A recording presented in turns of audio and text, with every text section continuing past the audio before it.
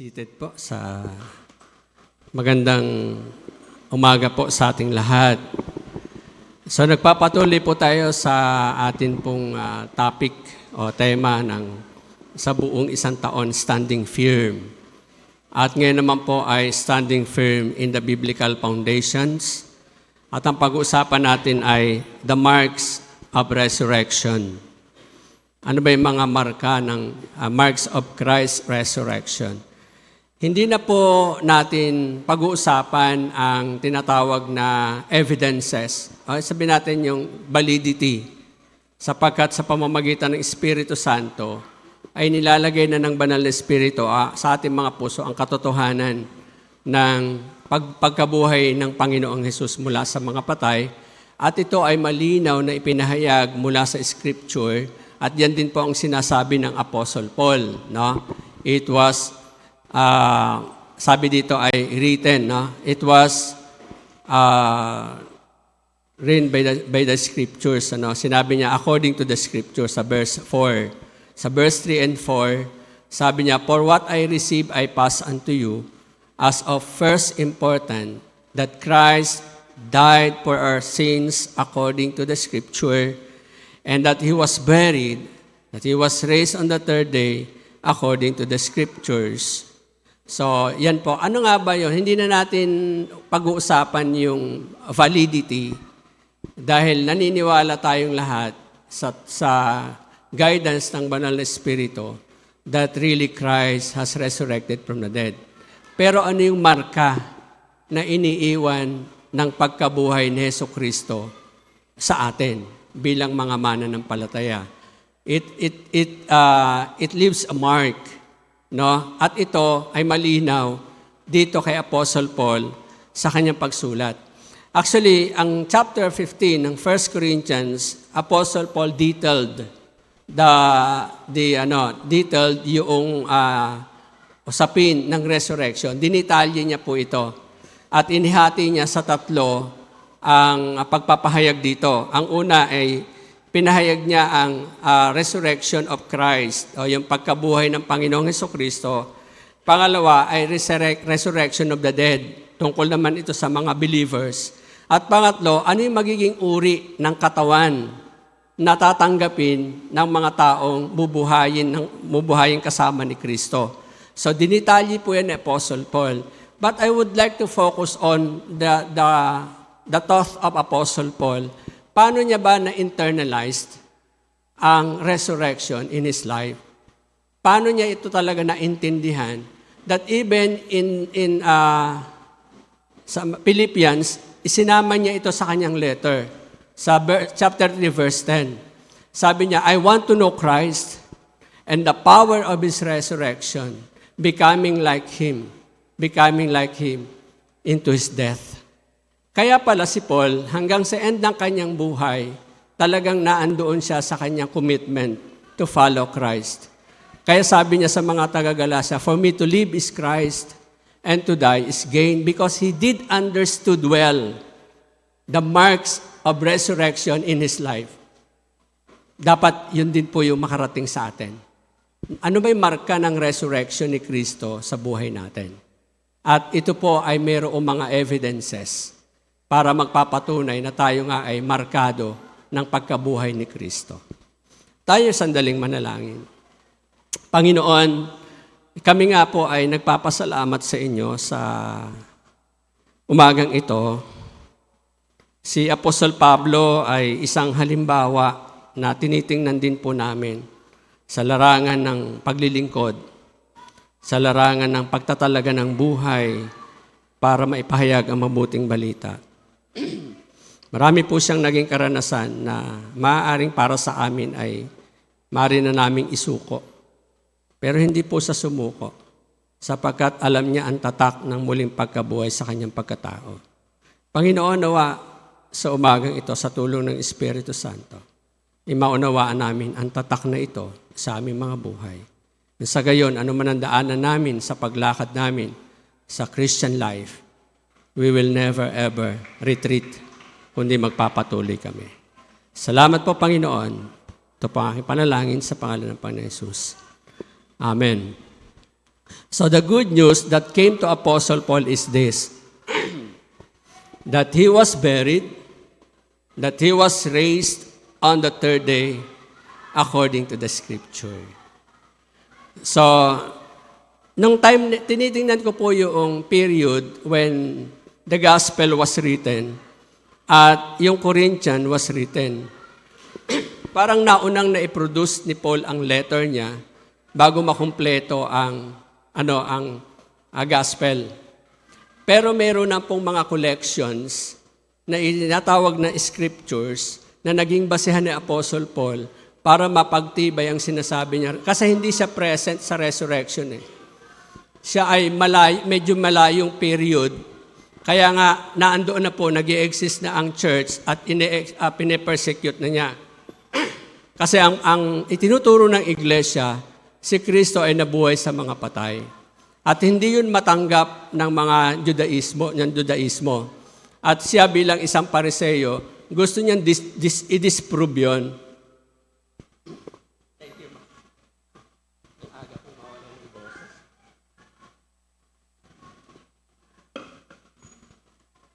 Gusto niya i-disprove yung paniniwalang ito ng mga Hudyo na nanampalataya kay Kristo. So, kaya pinapersecute niya kasi threat din po siya sa kanyang religion.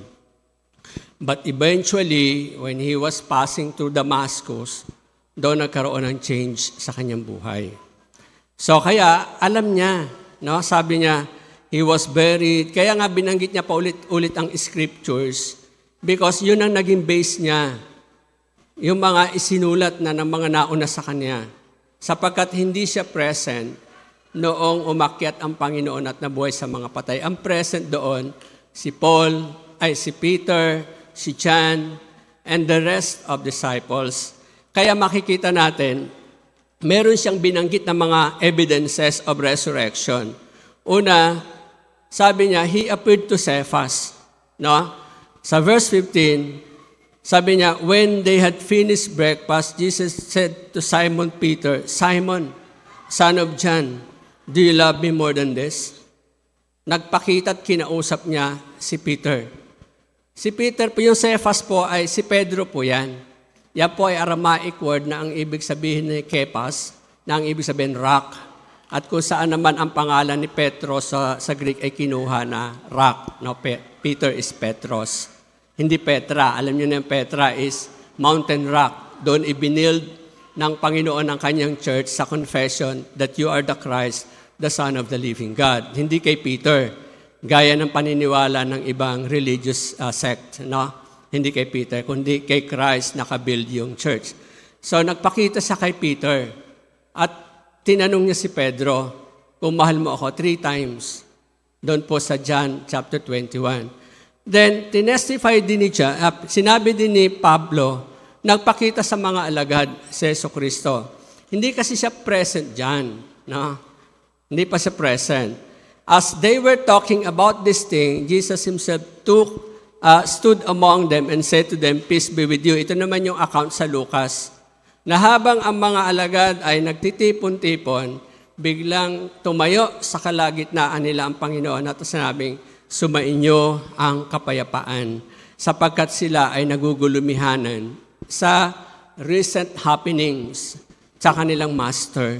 But this time, hindi pa rin sila agad makapaniwala na naandoon na, akala nila nakakita sila ng multo. So ganon, kaya sila ay sinabihan ng Panginoon, sumainyo ang kapayapaan at sumainyo rin. And then, he appeared to Paul.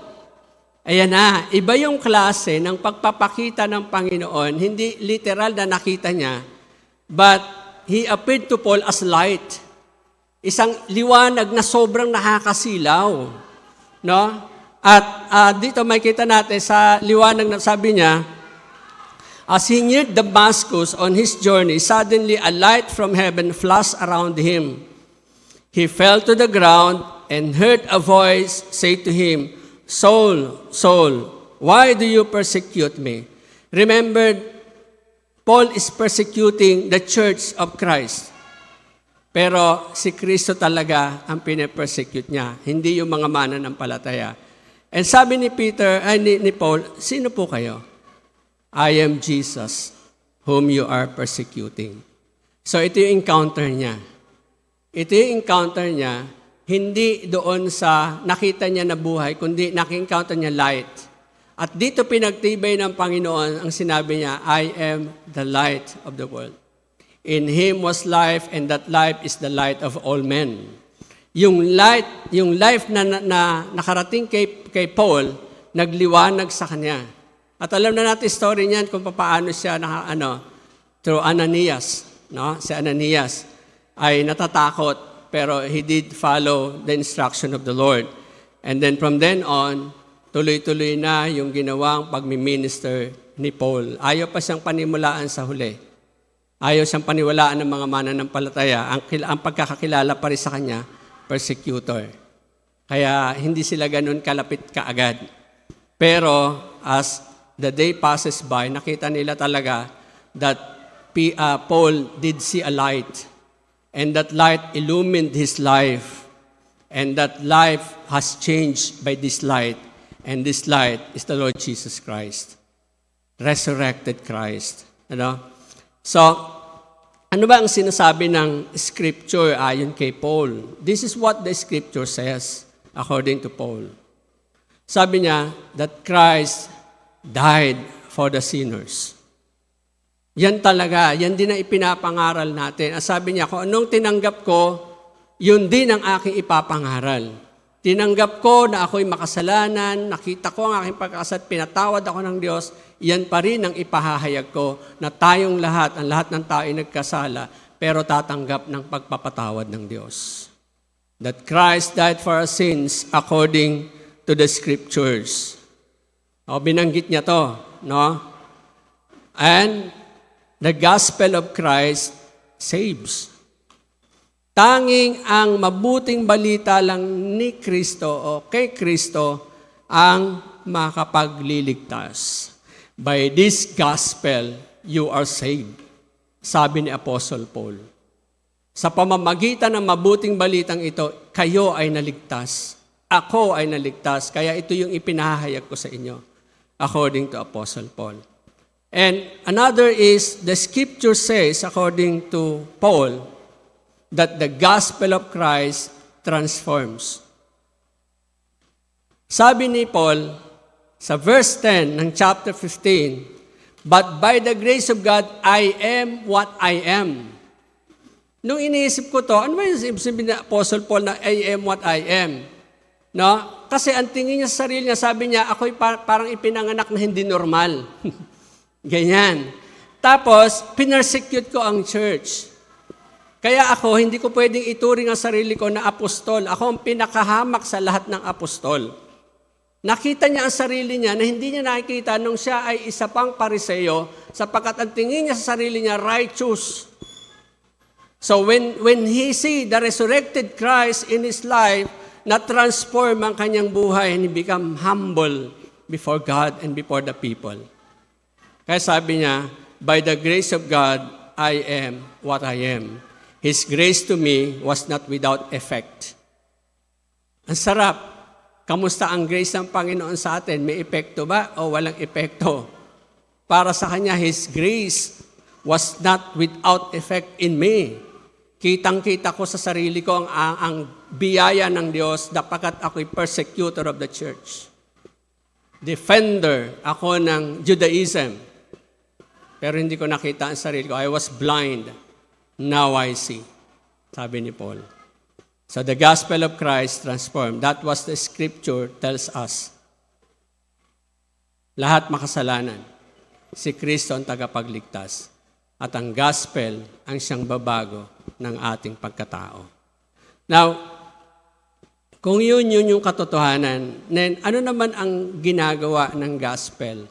What does the gospel do or does to us? No? At yan ay sabi niya. Sa Luke chapter 24 verse 30 to 32, sabi ito po yung sabi diyan. When he was at the table with them, ang sinasabi pang mga alagad, ito po pala ay account ng the road to the Emmaus. meron pong dalawang alagad, hindi binanggit ang pangalan. And they are walking, no? Tapos nakasabay nila ang Panginoon to the road of papuntang Emmaus. And then siguro ang haba ng journey nila, inabot sila ng gabi. At sabi ng dalawa, they invited Jesus, the resurrected Christ, sa bahay na po kayo tumuloy. Kasi gabi na. Tapos, nung naandito na sa verse 30, when he was at the table with them, he took the bread and blessed and broke it and gave it to them. And their eyes were opened. They recognized him. And he vanished from their sight. Bigla ding nawala ang Panginoon. Di ba? Tapos sabi nila, they said to each other, did not our hearts burn with us while he talked to us on the road? May nararamdaman na pala sila. Habang naglalakad sila. While he opened to us the scriptures. Nabuksan ang mata nila doon sa sinabi ng kasulatan. Ito yung binabanggit ko sa atin kasi every time tayo ay magpa-partake ng communion, kamusta? Our eyes is open ba? That we recognize really Christ, we recognize Christ, yung sacrifice niya sa atin, yung binigay niyang buhay, yung gift of life, na eternal life, nare-recognize ba? So ano po yung nangyari? The spiritual eyes were open. The spiritual eyes of disciples were open. Imagine, ang haba ng journey nila. May nararamdaman sila pero hindi nagtatangkang tanungin. Paano nila na-recognize? By breaking of the bread. Doon nila na-recognize, siya pala ang Panginoon at muling nabuhay. At they testify it sa mga kapwa nila, believers. Ano pang ginagawa ng scripture, Minds are open to understand scriptures. According to Luke chapter 24, verse 45, it says, sabi niya, then he opened their minds to understand the scriptures and said to them, thus it is written that the Christ should suffer and on the third day rise from the dead. Tingnan natin, kamusta ang mind natin? Open na ba? Kasi andyan ang scripture sa atin, binabasa natin pa ulit ang gospel, pero ano ang impact sa atin while we are reading Luke chapter 24? Detalyado po yung sa 24, yung resurrection ng Panginoon. Marami pong pangyayari dito. Kasi ini-imagine ko si Paul, nung siya ay ma-encounter ang Panginoon at matanggap yung gospel of the Lord Jesus Christ, bakit niya talagang binanggit niya dyan kung hindi nabuhay sa mga patay si Jesus, ang Panginoong Jesus, our labors in vain. Yung pananampalataya natin, walang kabuluhan. Yung ginagawa natin, walang kabuluhan. Kaya pala si Paul, sobrang sigasig niya. Dahil alam niya na ang ginagawa niya ay walang kabuluhan. Binanggit niya yan sa last part ng 1 Corinthians 15:58. Mga kapatid, magpakatibay kayo sa inyong pananampalataya, magpakasipag kayo sapagkat hindi nawawalang kabuluhan ang inyong ginagawa para sa Panginoon. Ang kanyang pundasyon ng kanyang mga sinasabi is the resurrected Christ in his life. The resurrected Christ in his life. The mind of Apostle Paul opened by the Lord at naintindihan niya ang sinasabi ng Scripture tungkol sa kaligtasan na tinanggap niya sa Panginoong Hesukristo. Pangatlo na ginawa ng hearts were released into great joy and worship. Bakit ba pigil tayong magpuri? Bakit tayo hindi nakakadama ng napakalaking kagalakan? Kasi ang tingin natin sa Panginoon, patay. Hindi buhay. Tandaan natin, ang Panginoon ay buhay. Nasa kanan ng Diyos Ama. So hearts were released into great joy and worship. Sa 24 verse 52-53 sabi ng Luke, and they worshipped Him and returned to Jerusalem with great joy and were continually in the temple blessing God. Tingnan niyo naging effect ng pagkakakita nila sa buhay na Kristo, sinamba nila ang Panginoong Hesus. At habang sila pabalik ng Jerusalem, hindi maitago ang kagalakan sa kanilang mga puso. At nagpatuloy sila na purihin ang Diyos habang sila nagtitipon sa templo.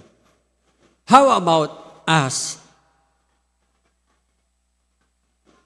Ano yung marka ng muling pagkabuhay ni Kristo sa atin? No? Balikan natin. Kamusta ang ating puso? Meron bang kagalakan at nagpupurit sumasamba sa Diyos? Kamusta ang ating isipan? Naiintindihan ba natin ang banal na kasulatan? At kamusta ang ating mga mata? Ito'y bukas na ba ito sa buhay na Kristo na ating sinasampalatayanan? Kaya pala, tiningnan natin, nung kagabi, ito din yung aking parang devotion. Hindi ko alam, hindi ko sinasadyang na i-devotion ko doon sa Bravo kagabi. Sabi ko, grabe yung pagkakakilala ni Apostle Paul sa Panginoong Jesucristo. Ang pagkakakilala niya, una, threat sa kanyang pananampalataya. Yun yung una. Threat sa kanyang pananampalataya, threat sa kanilang sa kanilang religious group, no? Pagkatapos ay hindi siya naniniwala gaya ng karamihan ng mga Hudyo na hindi nabuhay si Kristo sa mga patay. And even more, he is not a witness personally. Hindi niya na-witness ang resurrected Christ. Pero Jesus appeared to him as light. And his mind was illumined. And his heart was enlightened. Kaya yung kanyang commitment, malinaw na malinaw ang direksyon na kanyang nilalakaran. Na kahit dumilim ang paligid niya, nakikita pa rin niya ang direksyon ng kanyang nilalakaran. Kamusta po tayo? Yung mga pagsubok sa buhay natin, parte yan ng buhay natin. Persecution, probably hindi man tayo nakakaranas ng katulad ng persecution ni Apostle Paul, pero somehow we are persecuted in other terms. Alam niyo po, ang persecution ngayon is religious persecution. Political persecutions. Isinusulong na ang mga batas na talagang magpapahirap sa pananampalataya natin. So, Jibil is there. Yung mga isusulong sa mga paaralan na sa mga batay ituturo at the young of 4 age ituturo na ang masturbation or whatsoever. Grabe! Moral persecutions. Mas matinding persecution ito kasi mahirap i-battle. Samantalang kung may persecution na, magtatago ka lang, lalayo ka lang, iiwas ka lang, wala na. Ito, nasa society. So, kamusta po tayo? Kamusta ang direction natin? Nakikita ba natin si Kristo na nagliliwanag sa harapan ng ating daraanan? Alam nyo, para lang si Peter lang din, no? When Jesus called him, He said, come. Wala naman sinabing Panginoon, sige, Peter, lakad ka sa tubig. Ang sabi niya, halika. Then Peter stepped on the water. Wala nangyari. Nakalakad siya ng inaw, tapos sinasalubong na rin siya ng Panginoon. Tapos nung na-attract siya sa ibang bagay, lumubog siya. At yun yung magiging suliranin natin. When we are attracted to other things more than Christ, lulubog tayo. Si Paul, hindi nangyari sa kanyang buhay yun. Sabi niya, ako'y nadarapa, babangon. Ganito, ang dami niya sinabi. Kasi nakita niya si Kristo bilang liwanag. At yun ang isang marka ng resurrection. Light. that illumine the mind, that illumine the hearts, and enable us to see the glory of the risen Christ. Amen? So, sabi ni Paul, para sa kanya, ito yung mark of resurrection. Ay, sige. Para sa kanya, ito yung marks of resurrection. Sabi niya, "For I am the least of the apostles, and do not even deserve to be called an apostle, because I persecuted the church." Tingnan natin mabuti yung ano niya. Ano ba nagmarka sa kanya? Bakit sinabi niya, "I am the least of the apostles"? Siguro may issue sila doon na, si Pedro ang ganito, no? Ganyan. Madalas nagtatalo sila noon kung sino ang kikilalaning leader, di ba? Minsan nga, sa isa sa mga apostol na to, o magkapatid, ang mga apostol na to, ang pinalapit ang nanay at sabi ng nanay, "Pag naghahari na po kayo, pwede po bang ilagay nyo sa kaliwa o sa kanan ng dalawa kong anak?" Mga ganon, ano? Hindi tinitingnan ni Paul yun. Kung tutuusin, sabi niya, ako ang may pinakamaraming accomplishments. Mababasa niyo yan dyan sa Korinto. Pero hindi ko tinuturing yon. Ang tinitingnan ko ay ang grace ng Panginoon. Dahil hindi ko magagawa ang mga nagagawa ko ngayon kung wala ang resurrected Christ in me. Kung wala ang light na nakita ko sa Damasco, hindi ko magagawa, kundi magpapatuloy lang ako na wasakin ng church. See? Sabi niya, hindi ko pwedeng ipantay ang sarili ko sa mga apostol dahil naging persecutor ako ng church. Nakita niya talaga yung laki ng grasya ng Diyos sa pamamagitan ng resurrected Christ. Yan para kay Paul ang mark of Christ's resurrection. Ano yan? Humility. The mark of Christ's resurrection is humility. Sa verse 10, ito naman ang sinabi niya, "But by the grace of God, I am what I am. And His grace to me was not without effect. No, I work harder than all of them. Yet not I, but the grace of God that was with me." Ang marka ng resurrection na to, para kay Pablo, is identity. That I am identified with Christ. So whatever accomplishment I had, kay Christ ang glory. Amen? Kasi walang glory para sa akin kung wala si Kristo, kasi hindi ko to magagawa kung wala ang Diyos sa buhay ko. Na-mention ba natin yun o kaya ikiniklaim na lang natin ang glory sa sarili natin kapag tayo nagiging matagumpay sa bawat ministry? We are identified with Christ. Laging inuulit ni Paul, in Christ, with Christ. Napakadaming beses niyang ginamit niya sa letter niya. Para lang bigyan niya ng emphasis na kaya ako, kung sino ako ngayon, I am what I am today is because of the resurrected Christ. Not because of sa aking ganito, dahil ako'y masyadong mataas ang commitment level ko, masyadong mataas ang aking dedication, hindi ako nagpapasuko, hindi ako tumitigil, kailangan matapos ko ang dapat kong tapusin. Hindi yon. Ang sabi ni Paul, by the grace of God, yun yung epekto sa kanya. Di ba? So, yan po yung mark. Ano yung dalawang mark na sinasabi ko? Humility and identity with Christ. Identification with Christ. Yan yung sinasabi ni Paul.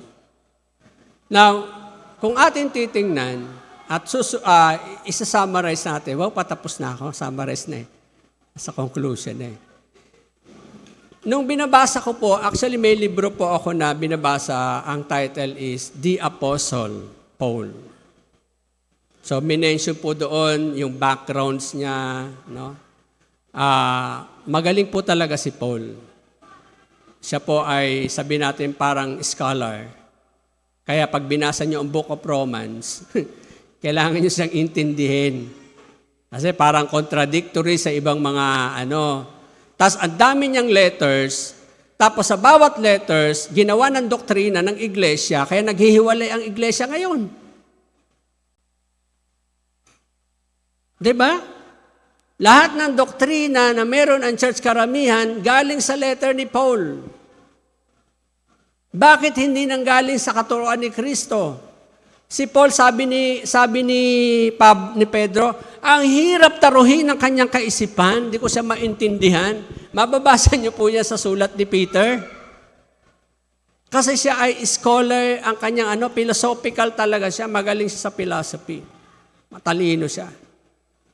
Pero hindi mo pwede i-equate ang mind mo sa kanya para i-interpret ang kanyang letter according to our understanding. You have to go back his background. Pag sumulat siya sa isang church, may dinidil siya na problema doon, may dinidil siya na issue doon. At dapat ang context ng interpretation is according to the issue. Hindi i-generalized. Ang ginagawa ng church, gine-generalize niya. Bakit niya sinulat ng 15? May problema ang church doon, may morality, nakakalimutan na sila identified kay Christ. Nakakalimutan nila ang resurrected Christ. So he remind them of the gospel. Sinimula niya sa verse 1. I remind you of the gospel that I received, now I am giving you. And this gospel transformed me. And it will transform you kung susundin niyo siya. Ganon kalinaw ang sinasabi ni Apostle Paul. So, ito yung principle. The mark of resurrection to those who believe is new life. Andoon na yung humility, andoon na yung identity, that we are traveling in a journey that leads to transformation. Sino na rito naglalakbay sa daan ng pagbabago? Pakitas nga ng kamay. Ala, dalawa lang kami ni Brother King, 3.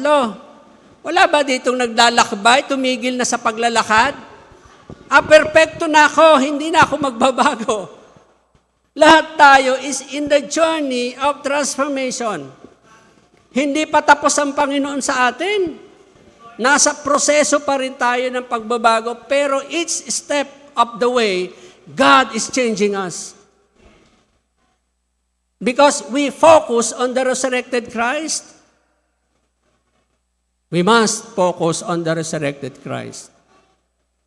Sapagkat siya yung liwanag na magbibigay ng kaliwanagan sa puso't isipan.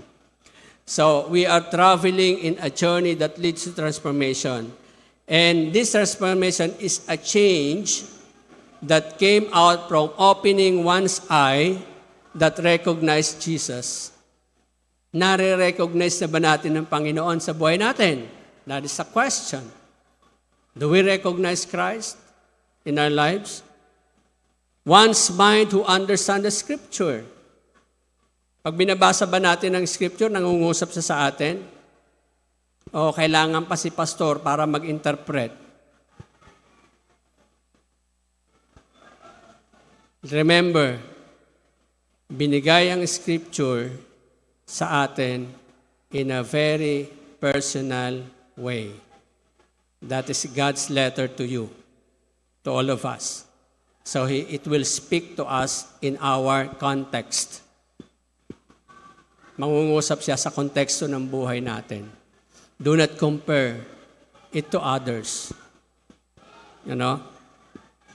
And the heart that is joyful in worshiping God. Kamusta puso natin? Masaya ba tayo nagpupurit, sumasamba sa Diyos? Kapag nakapikit kayo, ano nakikita nyo? Wala. O may nakikita pa rin kayo. Wala nga lang. Hindi, alam nyo, I experienced this. No? Isi-share ko lang sa inyo. When I receive yung, ewan ko naniniwala kayo doon sa baptism of the Spirit, pero ako hindi ko masyadong tinuturo. kasi hindi oriented ang karamihan dito. It's because it is a personal experience. It is not a theological na kailangan ko ituro, kundi ikaw mismo mararanasan mo siya when the Lord deals with you. So in a prayer, I am praying. Tapos yung aking dila, hindi ko mapigila, parang kampana, pitik ng pitik do sa ngala-ngala.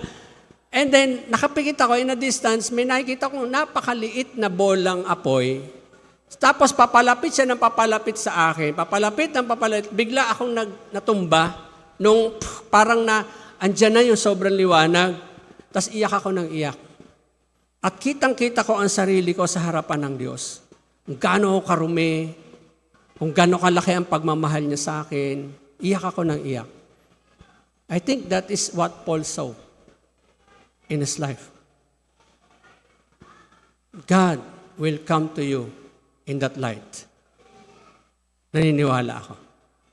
Kasi dinil niya ako doon. No? So, kaya yung heart natin, kahit mabigat, hindi siya nagiging sobra na magiging hadlang na para hindi ka magpuri sa Diyos. Uulitin ko, may mga instances bago ka pa pupunta sa church, nagkakaroon pa ng hindi pagkakaintindihan. Sino rito nakaranas noon? Karoon pa ng hindi pagkakaintindihan sa bahay, papunta na sa church, nakabihis na. Tapos, Lord, magpipreach ako. Ganon. Pagdating ko sa church, hinihil na ako ng Panginoon. At hiningi ko ng tawad ko ano man yung mga pangyayari.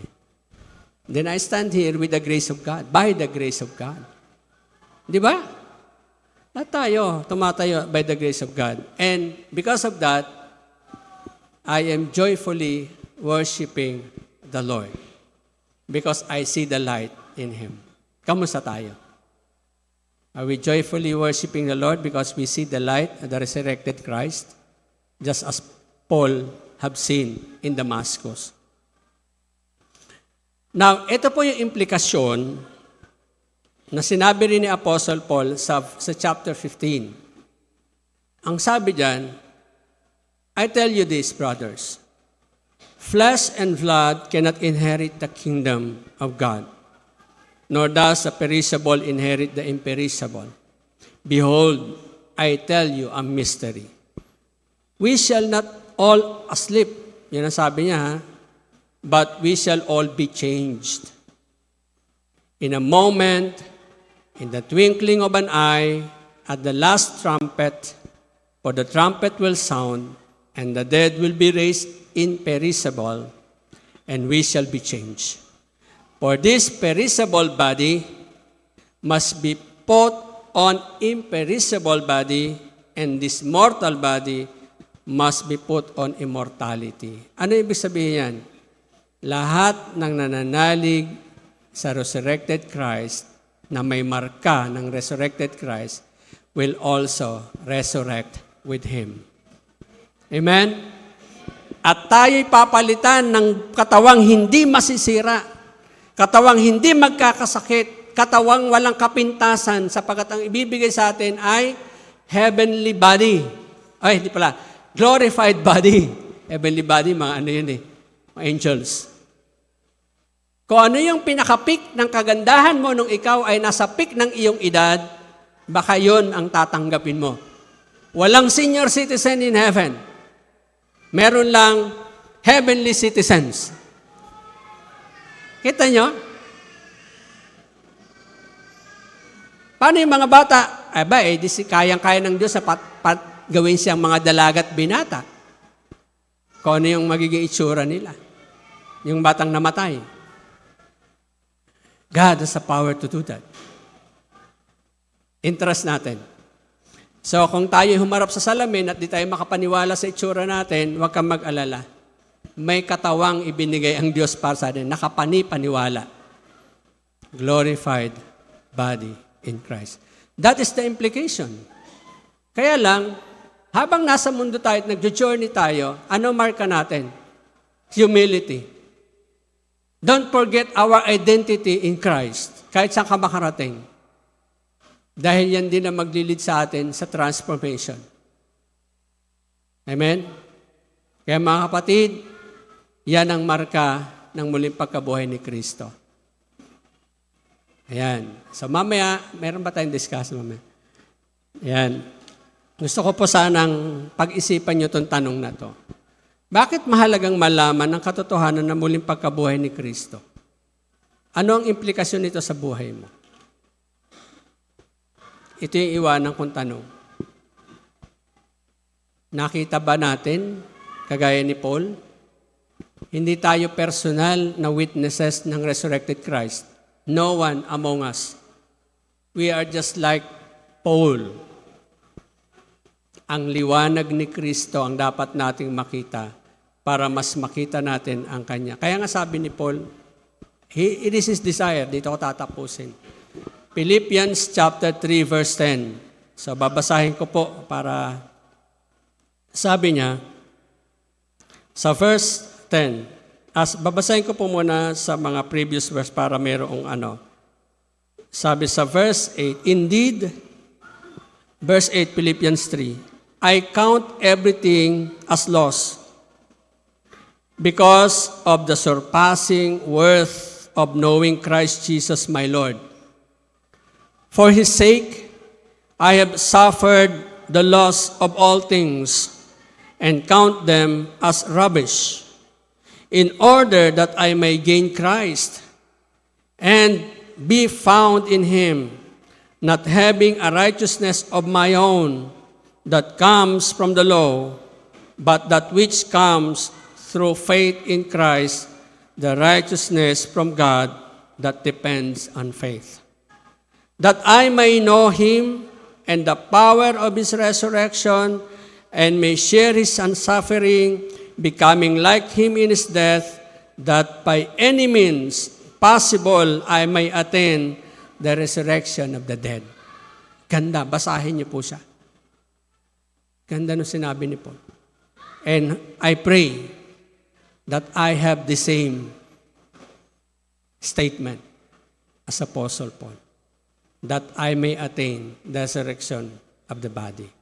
Kaya mga kapatid, bilang mga tinawag, pinili ng Diyos, makapaglalakad tayo ng matatag kapag ang ating tuon ay sa buhay na Kristo. Amen? Dahil kung tayo nakatuon sa buhay na Kristo, makikilala natin ang ating sarili sa Kanyang harapan. At hindi na tayo lalakad in shame, or in lost, or in darkness, because we have identified with Christ. We are identified with Christ. Christ in me, Christ in you. Let us pray. Panginoon, salamat po sa mga marka ng muling pagkabuhay ninyo na kay Pablo. At naniniwala kaming nilagay nyo ring marka ng inyong muling pagkabuhay sa amin. Patuloy nyo po kami turuan sapagkat napakaraming instances. Hindi na namin kailangang i-prove pa sa iba na kayo'y muling nabuhay sa mga patay, kundi kami mismo ang katibayan ng muli nyong pagkabuhay. Kami mismo ang magiging ebidensya ng muli nyong pagkabuhay. Salamat po, Panginoon, sa iyong mga salita na nahayag sa umagang ito. Salamat sa Banal na Espiritu sa pagtatago po ninyo sa inyong likuran ng inyong lingkod. Sa pangalan ng Panginoon Hesus. Amen.